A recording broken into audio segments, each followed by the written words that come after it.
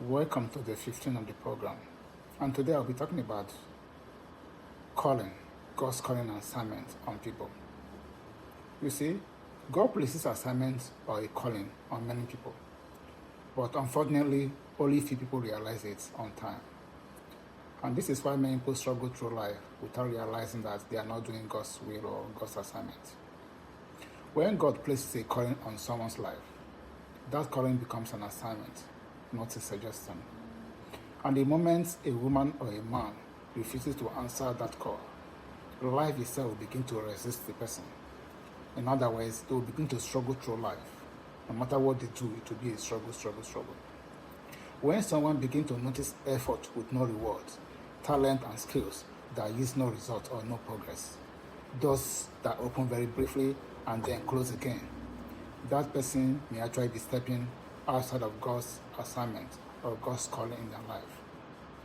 When some people experience a cycle of repeated delays, almost arriving but never settling down successfully, others may face financial pressures, others encounter spiritual resistance, unnecessary battles, one police case to the other, land dispute, unnecessary wastage, career that is stagnant, or unnecessary pressures from within that doesn't make sense. The person may actually be fighting against God's calling in their life. Some people, even when everything appears fine, at least on the surface, but they still struggle, they still battle restlessness, frustration, lack of satisfaction, emotional heaviness. Well, some people will call that depression, but that is not depression. That may be the soul crying out for alignment to God's will for the person. And when such situations happens, there's no amount of money or connection that will help the situation. Now, let me be clear. God does not destroy people because they refuse to obey His commandments, but He will also not sponsor disobedience. I remember Jonah. Jonah thought he was running away from God, and the storm was following him up and down. The storm almost killed him. Well, the storm was not hatred. It was just God trying to correct him. So if things are not working out in your life the way you thought it should be, hope you are not like Jonah. Now, calling does not always mean you have to open a church or be a pastor.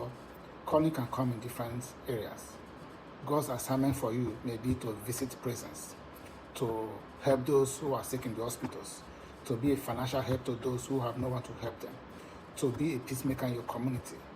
Your calling could be that your calling could be, God can call you to be an intercessor, to be praying for people. To some people, their calling may be to defend the poor and show mercy to those who are oppressed. To some people, their mission may be to fight those who are oppressing the poor in their community.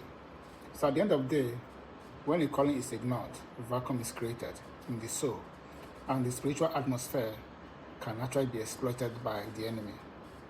And if the enemy is working against someone, it means the target of those enemy is to make sure that you don't fulfill God's own commandments or God's own destiny in your life.